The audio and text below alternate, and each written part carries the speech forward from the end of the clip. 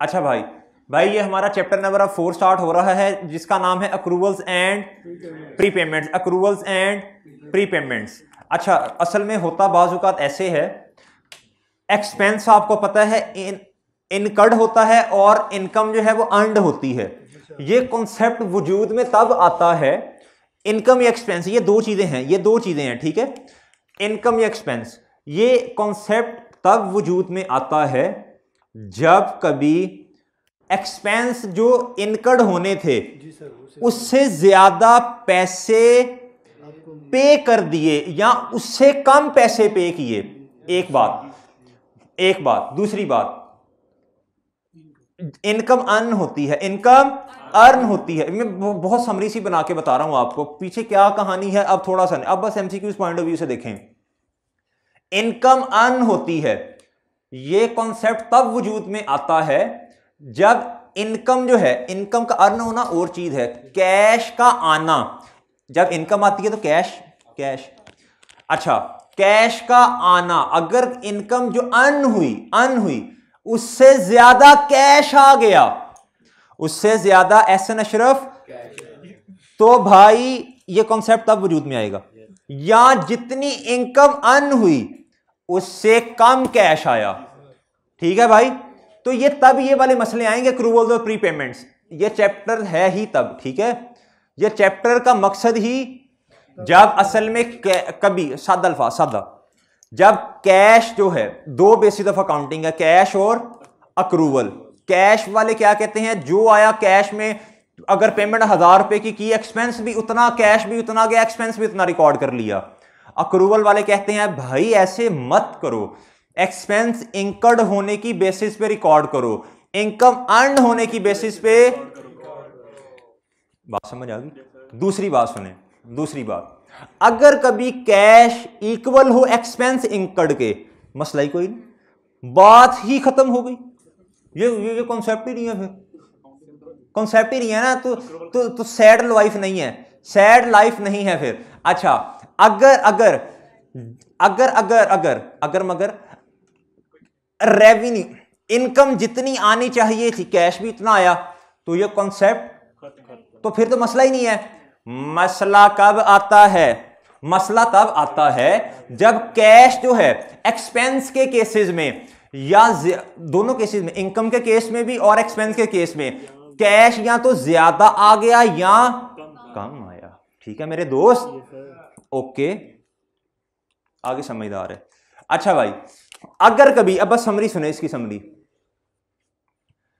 अगर कभी भाई इधर देखें, अगर कभी इनकम जो थी भाई, इनकम असल में अर्न की कितना, 10,000 रुपए की, रुपीज कितने भाई, रुपीज 10,000, इतने की इनकम अर्न की। आपने रिकॉर्ड रिसीट्स जो थी वो कितनी थी भाई, 12,000 की, वो कितनी थी, और भाई इनकम अर्न कितनी है, इनकम अर्न कितनी है, यानी रिसीट्स ज्यादा, रिसीट ज्यादा है, रिसीट ज्यादा है। अकाउंटेंट ने क्या किया होगा, अकाउंटेंट मेरे दोस्त ने किया होगा भाई, ये रेंटल इनकम है, ये क्या है, रेंटल इनकम है। अकाउंटेंट ने कहा कैश लक्ष्मी डेबिट और रेंटल इनकम दोस्त क्रेडिट, उसने ये एंट्री की होगी। हालांकि इनकम तो 10,000 की अर्न की है, इनकम तो 10,000 की अर्न। इस केस में क्या होगा, आपने ज्यादा इनकम रिकॉर्ड, हालांकि आपने वो कमाई नहीं है। रसीद 12 है, अर्न कितनी है भाई, आज हमें 2000 से जो एंट्री रिवर्स करनी पड़ेगी, हमें करना पड़ेगा रेंटल इनकम। क्या भाई, 2000 से क्या करना पड़ेगा, डेबिट, और 2000 से कुछ क्रेडिट भी तो होगा भाई। ये इनकम असल में अनअर्न्ड है, यानी लायबिलिटी है, यानी क्या है भाई, बात समझ आ गई। दूसरा सिनेरियो भाई, रिसीट की आपने 8,000 रुपया, कितना, इनकम अर्न कितनी की, इनकम अर्न कितनी की। भैया मैंने आपको सूल बताया था, जिस तरफ मुंह खुला हो वो वाली अमाउंट बड़ी होती है, ठीक है, वो ग्रेटर होती है। ये 10,000 ज्यादा है। इनकम अर्न की 10,000 रुपया कैश। इधर अकाउंटेंट मेरे भाई ने कितने से एंट्री की होगी, करने की जरूरत है इधर मुझे अब। चलो यार भाई, इधर कैश आया 8,000 और भाई इधर दोस्त ने एंट्री की रेंटल इनकम कितने से, 8,000 से। भाई ऐसे ही है, ऐसे ही है भाई। 2,000 से इनकम, 2,000 से इनकम कम रिकॉर्ड की है भाई। इनकम तो हो जाएगी क्रेडिट, डेबिट क्या होगा, अभी मिली नहीं है, अर्न कर ली है, अभी मिली तो रिसीवेबल है, रिसीवेबल है ना। इनकम कमा भी ली, हक भी है, इसे क्या कहेंगे, इसे क्या कहेंगे, डेबिट क्या होगा भाई बोले, डेबिट एक्रीव्ड इनकम, यानी रिसीवेबल को कहते हैं। एक्रीव्ड इनकम क्या हो जाएगी, एक्रीव्ड इनकम डेबिट 2,000 से, और क्रेडिट क्या होगा, और भाई क्रेडिट क्या होगा, रेंटल। भाई बात समझ आ गई है, इधर आ जाएं भाई। पेमेंट के केस में क्या होगा, ये रही पेमेंट के केस में, एक्सपेंस के केस में क्या होगा।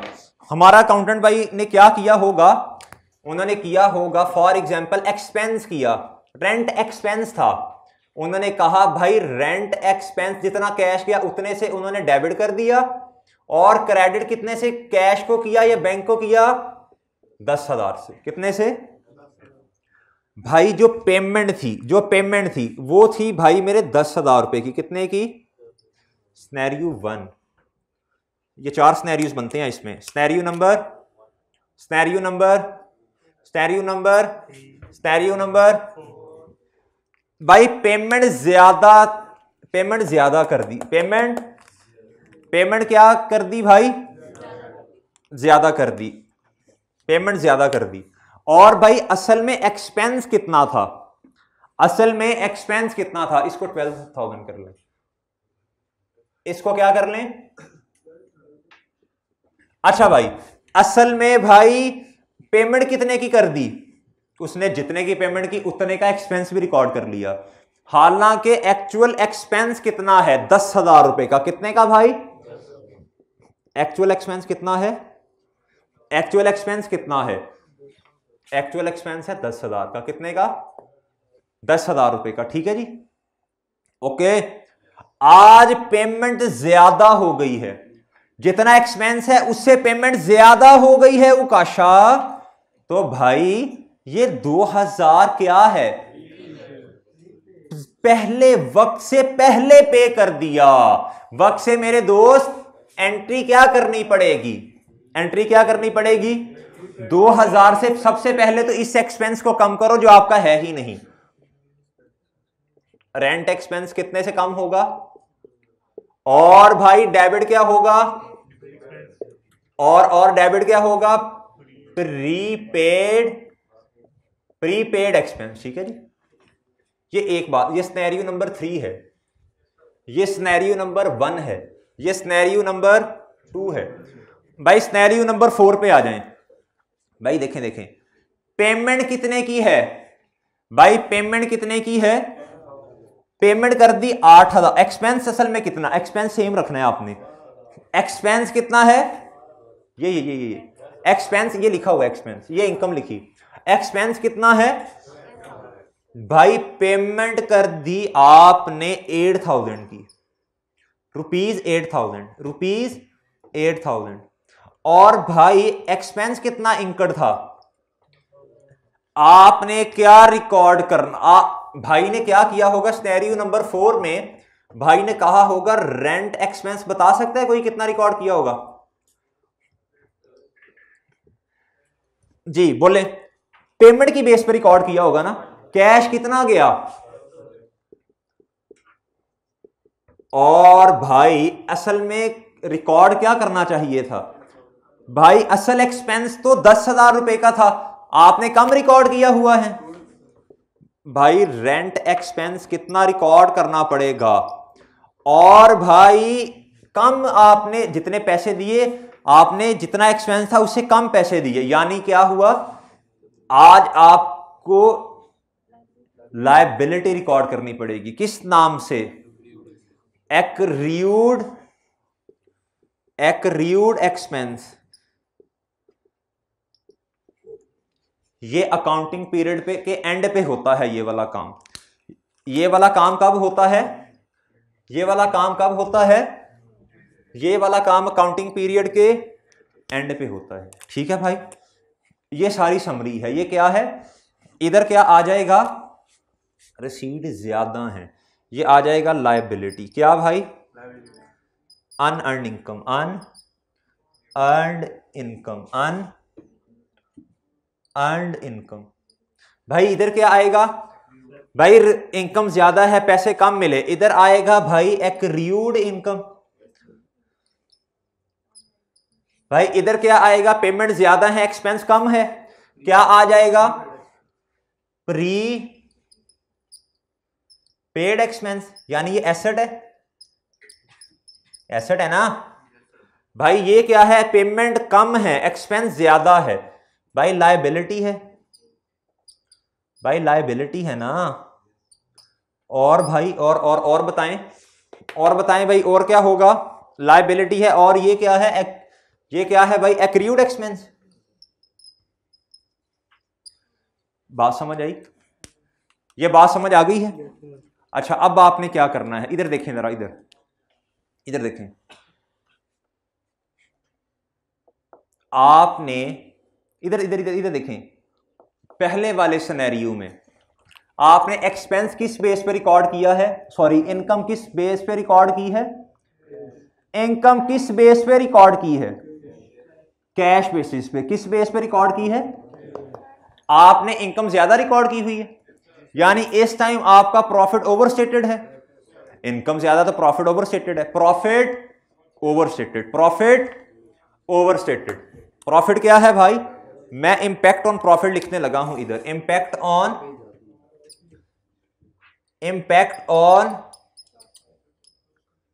भाई इधर देखो, इंपैक्ट ऑन प्रॉफिट लिखने लगा हूं। क्या इंपैक्ट आया? ओवरस्टेटेड। क्या है आपका? प्रॉफिट ओवरस्टेटेड है। ठीक है जी भाई, इधर क्या हुआ? रसीद कम है, इनकम अर्न्ड क्या है? अगर ये एंट्री ना करते, ये वाली, अगर ये वाली, अगर कोई कहे ना एक्रूड इनकम की एंट्री से क्या होगा, तो भाई आप, इसका मतलब है, पहले ये समझे, इस टाइम आपकी इनकम कम रिकॉर्ड है, आपकी इनकम जो है, रिसीट आपकी कम है और इनकम आपकी ज्यादा है। इनकम आपकी, अगर आप ये रेंटल इनकम ना रिकॉर्ड करें तो भाई इस बेसिस पे आपने इनकम कम से रिकॉर्ड की हुई है, यानी प्रॉफिट क्या है? प्रॉफिट क्या है भाई? Sorry, understated. प्रॉफिट क्या है? अंडरस्टेटेड। भाई ये क्या है? ये क्या है? प्रीपेड एक्सपेंस है। क्या है भाई? प्रीपेड एक्सपेंस है। अगर आप प्रीपेड एक्सपेंस की एंट्री ना करते तो भाई आपका एक्सपेंस ओवरस्टेटेड है। एक्सपेंस ओवरस्टेटेड यानी प्रॉफिट अंडरस्टेटेड, प्रॉफिट अंडरस्टेटेड। भाई बात समझ आई है? और ये आखिरी सिनेरियो, इसमें भाई क्या है? पेमेंट कम है, एक्सपेंस इंकर्ड क्या है? एक्सपेंस इंकर्ड क्या है? एक्सपेंस इंकर्ड क्या है भाई? कम है। एक्सपेंस इंकर्ड का ये ज्यादा है ना, 10,000 था, रेंट एक्सपेंस कितना है? 8,000 रुपया। ठीक है भाई, 2,000 से एक्सपेंस कम है। अगर आप एक्रूड एक्सपेंस की एंट्री ना करते तो भाई ये आपका प्रॉफिट क्या होना था? ओवरस्टेटेड। प्रॉफिट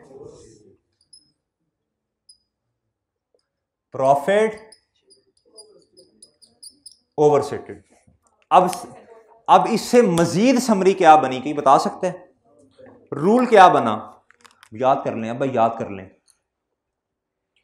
रूल क्या बना, समरी बताने लगा हूं, नोट कर लें, बेशक ये नोट कर लें, मेरा ख्याल पहले नहीं शायद करवाया होगा, फिर करवाया भी है तो कर लें। प्रीपेड एक्सपेंस अच्छा लिखें, अगर प्रीपेड एक्सपेंस, अगर प्रीपेड एक्सपेंस, ओ भाई सुन जल्दी करो जल्दी, अगर प्रीपेड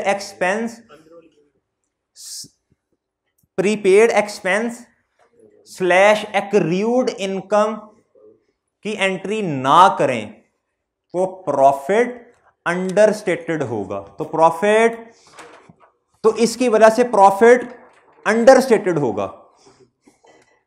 लिखें, इंपैक्ट ऑन प्रॉफिट की बात कर रहा हूं, ये पूछता है अक्सर, इंपैक्ट ऑन प्रॉफिट की बात कर रहा हूं, समरी बना लें। Prepaid expense slash accrued income, slash accrued income, slash accrued income की एंट्री ना करने की वजह से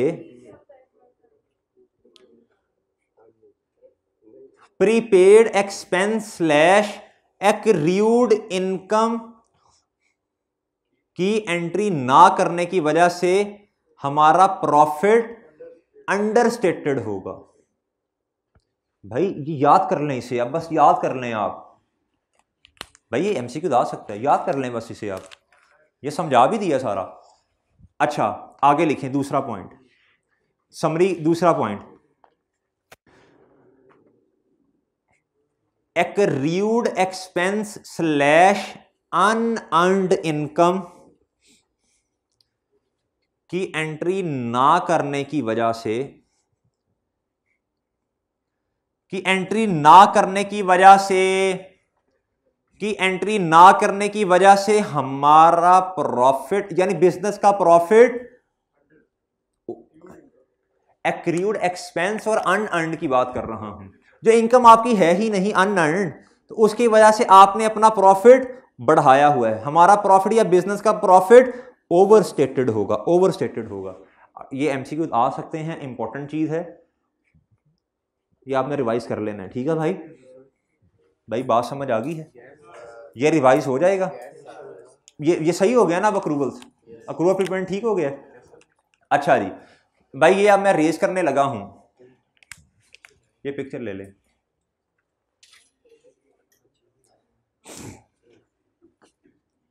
भाई ठीक है, ठीक है ना?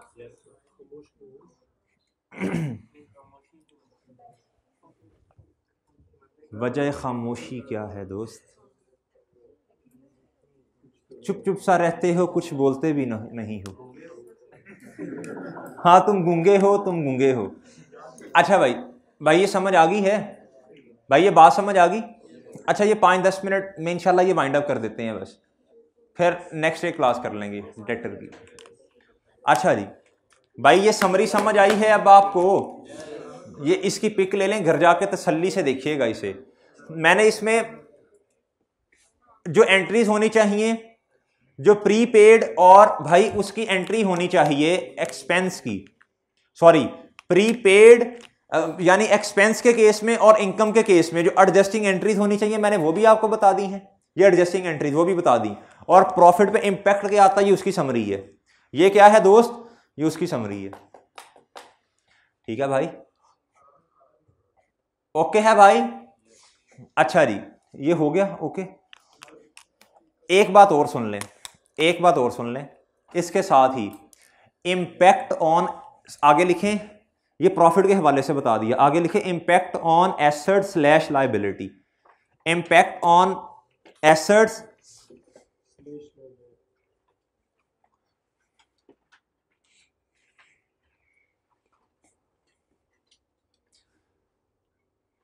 भाई, ये समरी याद कर लेना, ठीक है? ये लॉजिकली भी समझा दिया ना सारा। आगे लिखें, prepaid expense slash accrued income की एंट्री ना करने की वजह से हमारे एसेट्स अंडरस्टेटेड होंगे। ये कर दी तो सही हो जाएंगे ना, ये कर दी, असल में वो क्वेश्चन में ये पूछता है एमसीक्यूज में, एक्रूड इनकम रिकॉर्ड नहीं की, बताएं एसेट्स पे क्या इंपैक्ट होगा, बता देना, क्या बताओगे? अंडरस्टेटेड है भाई। लिखें prepaid expense slash accrued income कि एडजस्टिंग एंट्री ना करने की वजह से, एंट्री नहीं की ना, अभी कर देंगे तो ठीक हो जाएगा भाई। इसकी बात, ये एंट्री अगर नहीं की तो इसकी वजह से क्या होगा, नहीं की तो भाई एसेट्स अंडरस्टेटेड होंगे, एसेट्स, आगे लिखें, एक्रूड एक्सपेंस स्लैश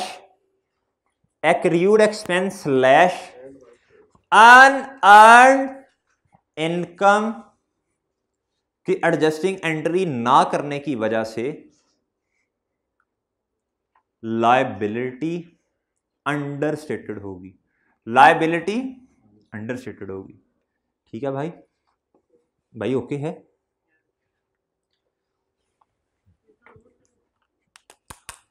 ठीक है, और अच्छा, ये लायबिलिटी के पॉइंट से समझ आ गया आपको, लायबिलिटी के पॉइंट भी समझ आ गया। लायबिलिटी क्या होगी इस केस में, अंडरस्टेटेड होगी, ये समझ आ गया। ये किस हवाले से बताया है,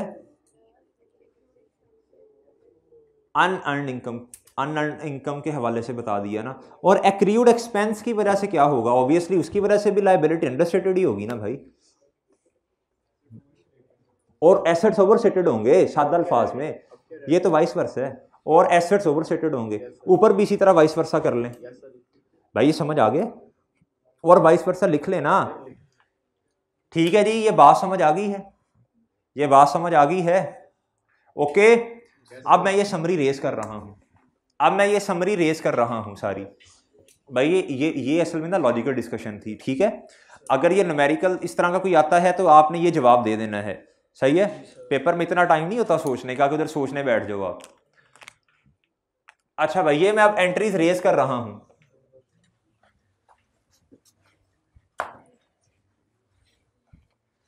भाई सबसे पहले अब उन 3-4 स्टेप्स पे आए।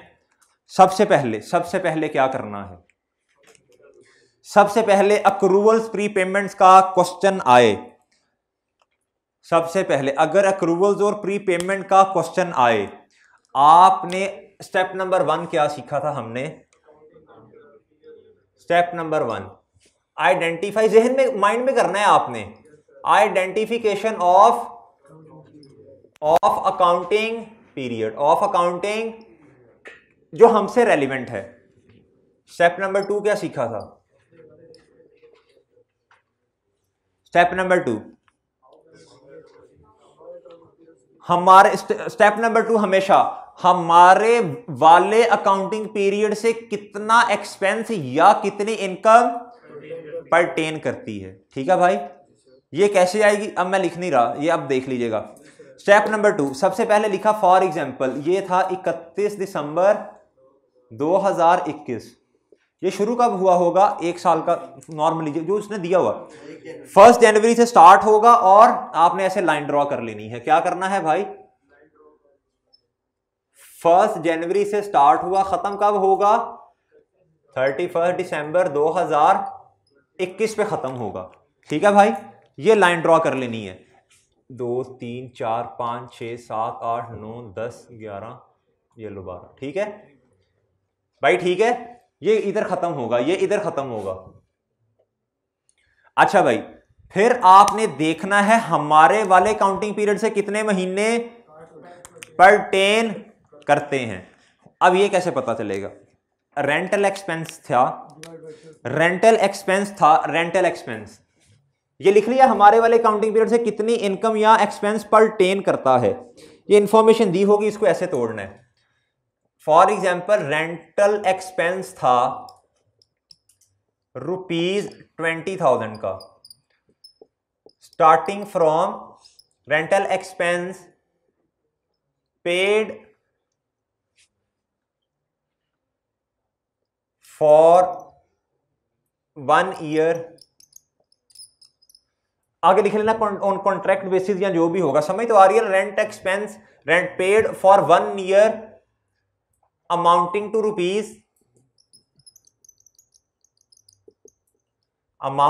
रुपीज कितना, 20,000। ठीक है जी, और ये स्टार्ट हो रहा है स्टार्टिंग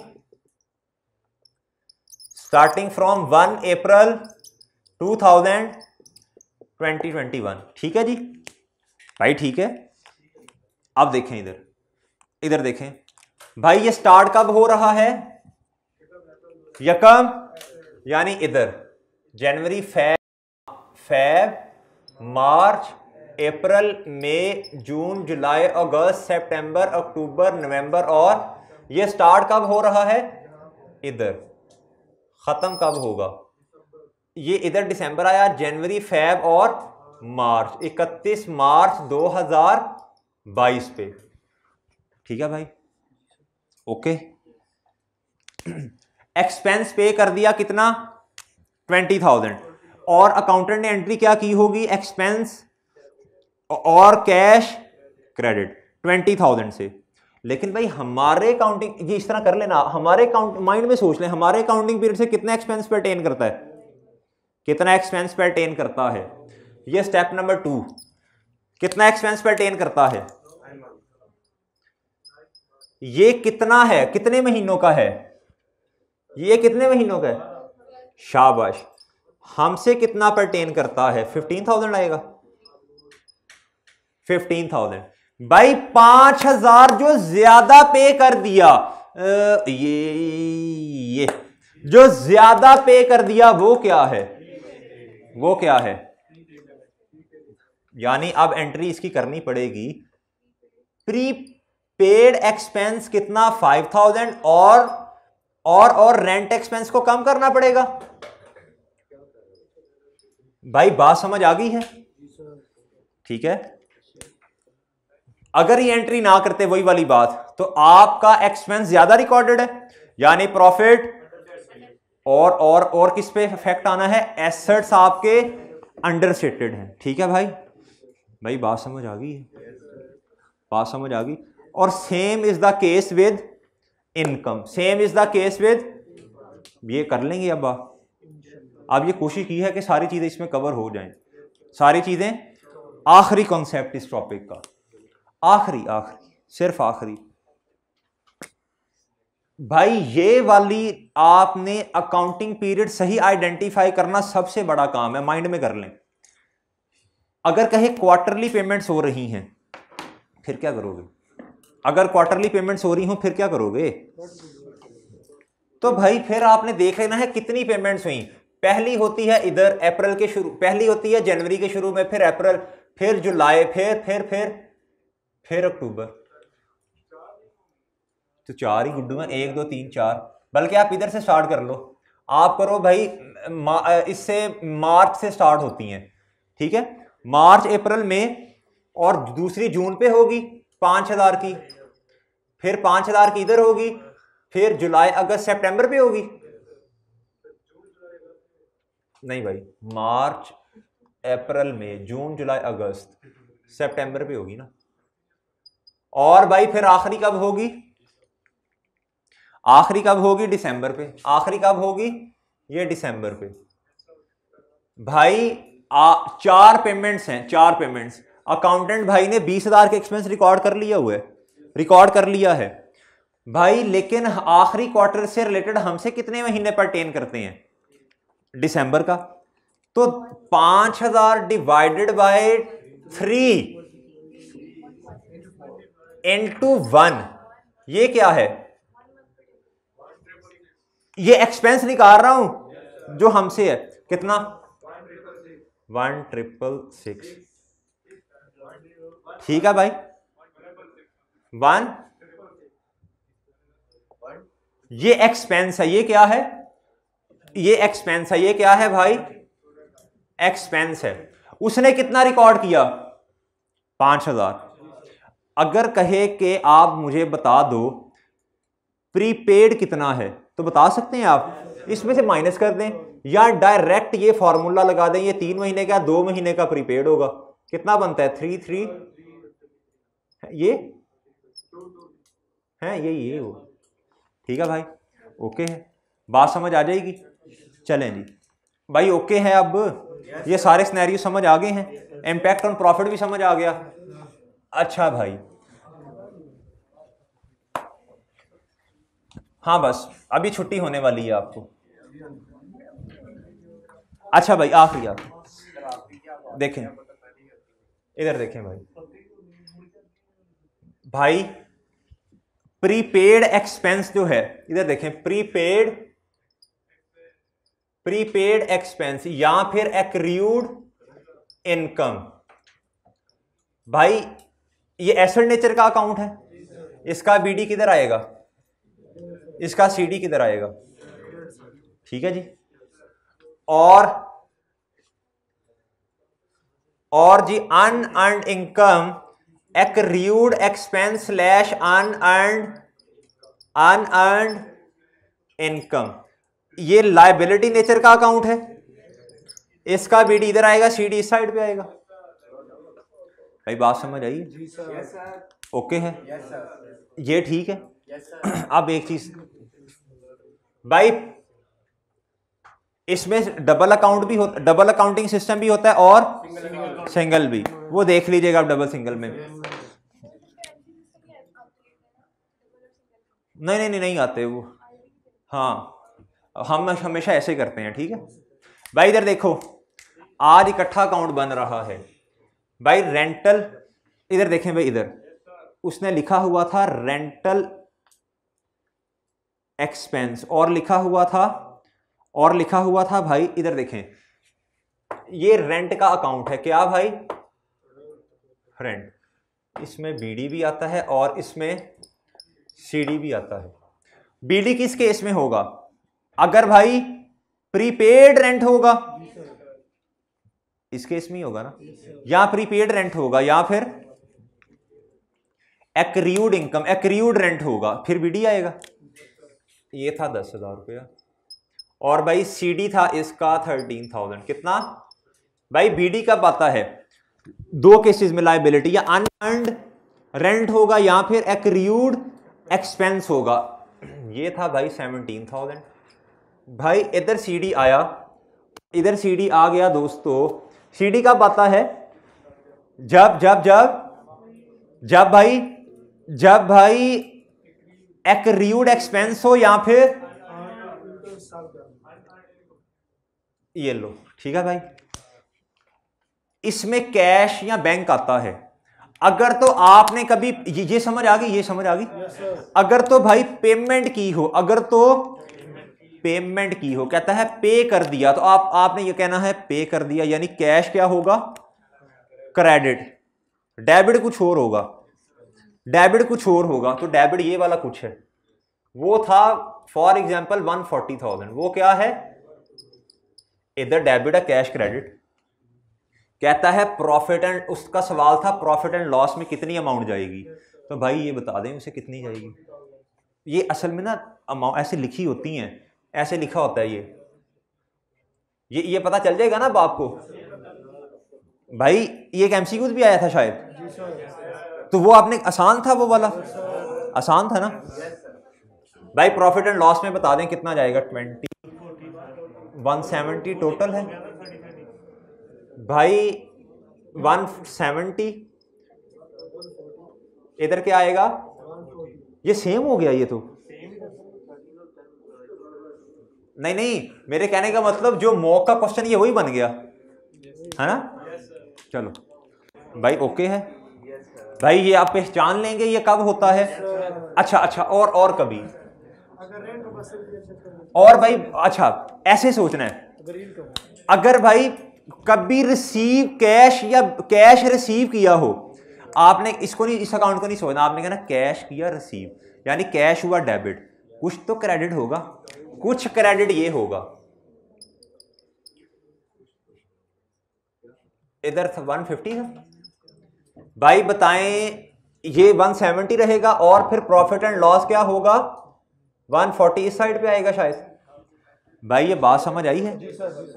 इस केस में प्रॉफिट, ये इस केस में एक्सपेंस है कि इनकम है, कौन बता सकता है। इनकम है भाई, पैसे रिसीव किए हैं ना, तो ऑब्वियसली ये इनकम है। कैसे पता चला इनकम है, ठीक है भाई, ये इनकम है। ये क्या है, ये क्या है भाई, इनकम है। ये क्या है। और अगर अच्छा भाई अब एक चीज थोड़ा सा ना हल्का सा थोड़ा सा इसको जहन में बिठा लो, जहन में। आखिरी बात इंशाल्लाह। तैमूर इधर देख भाई, कैश हमेशा, भाई ये थ्योरेटिकल आ सकता है, तो आपको ना फिर अकाउंट बना के देखना पड़ेगा। तो बजाय उधर अकाउंट बनाने में टाइम, तो कोई समरी सी ना बना लें इसकी, कोई तावीज़ टाइप। भाई तावीज़ फकी भाई,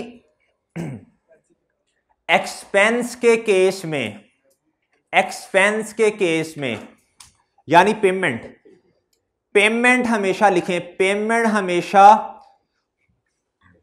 हमेशा डेबिट साइड पे आती है। पेमेंट, समरी बनाओ, समरी बेटा, समरी बनाओ। उधर फिर तुम्हें हमारे हाथों तुम्हारे फूल जाने हैं। ऑनलाइन वालों बना लो समरी बना लो। पेमेंट हमेशा डेबिट साइड पे आती है। ये सिंगल अकाउंट सिस्टम है कि double account system? Single account system है, सिंगल अकाउंट सिस्टम। भाई वो एमसीक्यू पूछता है ना यार, वो पूछता है, वो असल में प्रॉफिट एंड लॉस पूछता है। प्रॉफिट एंड लॉस किस साइड पे आएगा?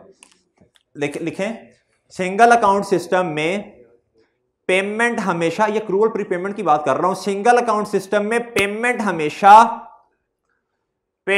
हमेशा डेबिट साइड पे आएगी और profit and loss credit side पे। तू मोबाइल पे लगा हुआ है गुड्डू? अच्छा भाई लिखें, सिंगल अकाउंट सिस्टम में पेमेंट हमेशा डेबिट साइड पे आएगी और प्रॉफिट एंड लॉस, ये असल में पेमेंट नहीं है, ये रिसीट है। ये क्या है? कैश रिसीव लिख देता हूं ना साथ, कैश रिसीव।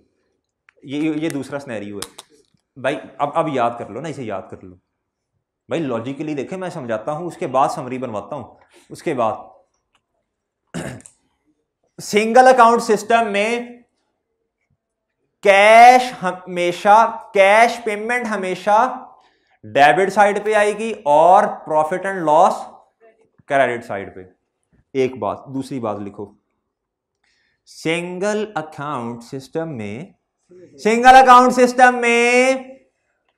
पेमेंट, रिसीट हमेशा क्रेडिट साइड पे आएगी।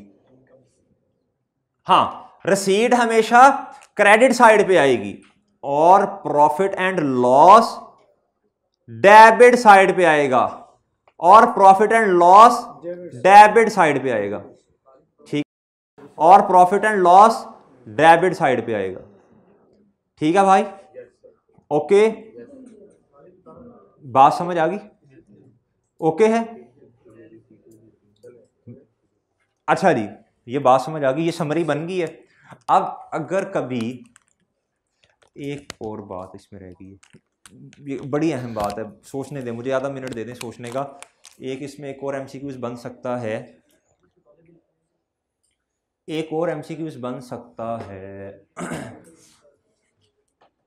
हाँ भाई वो इस एंगल से बन सकता है, वो इस एंगल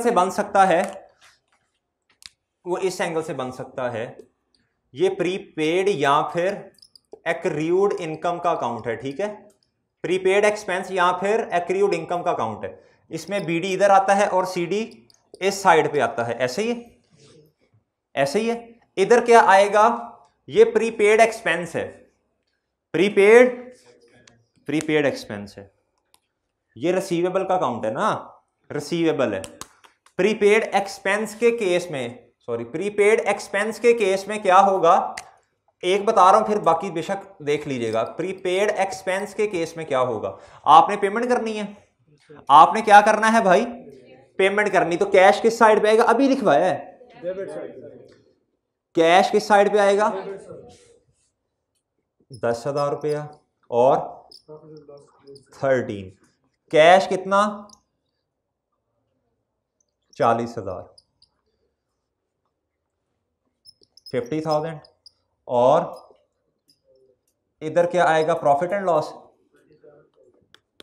भाई कितना आ गया? 37,000।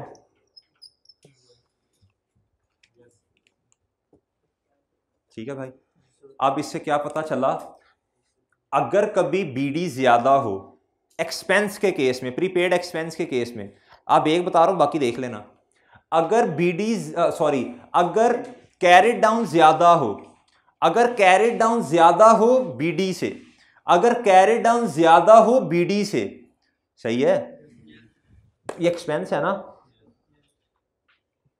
भाई, समझ आई भाई?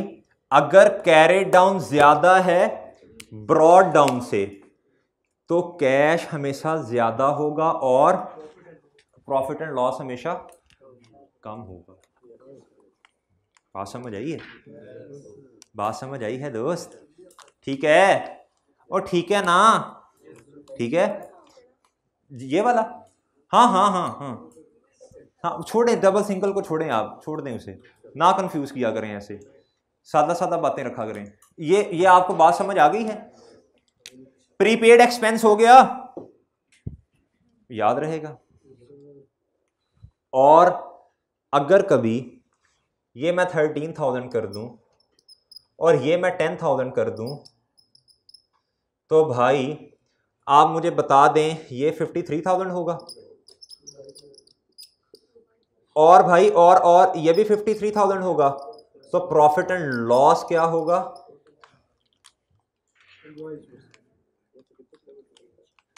अगर इस तरह का कोई क्वेश्चन ये मैंने ना आपको एक हिंट देना था इस तरह, अगर कभी इस तरह का क्वेश्चन आ गया तो असल में ना इसकी समरी नहीं बन सकती, ये 4-5 सिनेरियोज बनेंगे इसे, तो वो बजाय इसे ऐसे समरी बनाने के एक हिंट दे दिया आपको, एक समझा दिया। अगर उसने क्वेश्चन में लिखा हुआ, शॉर्ट क्वेश्चन मतलब एमसीक्यू आ सकता है, वो कहता है, उसने स्टेटमेंट दे दी, अभी तो प्रीपेड समझाया ना मैंने, मैं आपको अनअर्न्ड लायबिलिटी कहता हूँ, अनअर्न्ड लायबिलिटी। वो कहता है अनअर्न्ड लायबिलिटी, आपको इस तरह का कोई एमसीक्यू आ गया ना, आपने एक स्टैंडर्ड अमाउंट अपने जहन में रखनी है, उधर ऐसे ना थरथल्ली नहीं मचा देनी, स्टैंडर्ड अमाउंट जहन में रखें, 13,000 और 10,000, बस 13,000 10,000, क्लास की बात भी याद आ जाएगी। कोई भी क्वेश्चन आ गया ना कि बताएं जी अनअर्न्ड में, बताएं अगर ब्रॉड फॉरवर्ड ये है, कैरी फॉरवर्ड, तो बताएं कैश ज्यादा होगा या क्या कहते हैं प्रॉफिट एंड लॉस, आपने 13,000 और 10,000 रखना है, ठीक है। वो कहता है, सवाल सुने, आप इंशाल्लाह भी बता देंगे। आखिरी बात, वो कहता है कैरिड डाउन, जो ब्रॉड अनअर्न्ड लायबिलिटी का जो बीडी है वो कम है, वो क्या है, यानी कैरिड डाउन ज्यादा है, यानी कैरिड डाउन ज्यादा है, बताएं कैश ज्यादा होगा या प्रॉफिट एंड लॉस। आपने क्या करना है, 1 मिनट में इंशाल्लाह सॉल्व हो जाना है आपका। ये लें, अनअर्न्ड इधर लिखे भी ना, रफ वर्किंग है तो मैं तो वैसे समझाने के लिए लिखता हूं, अनअर्न्ड लायबिलिटी। वो कहता है, ये कहता है कैरी डाउन ज्यादा है। अब आपने सोचना, अच्छा कैरी डाउन किसको रखूं, कैसे रखूं, भाई आपको बता दिया 13,000, रख के देख लीजिएगा 10,000, ठीक है भाई, ठीक है। अच्छा इस केस में लायबिलिटी है, लायबिलिटी क्या है भाई, इस केस में कैश ऑब्वियसली पे किया होगा ना, कैश रिसीव किया होगा। अनअर्न्ड लायबिलिटी आती तब है जब इनकम हो, इनकम आपने ज्यादा रिकॉर्ड की हो।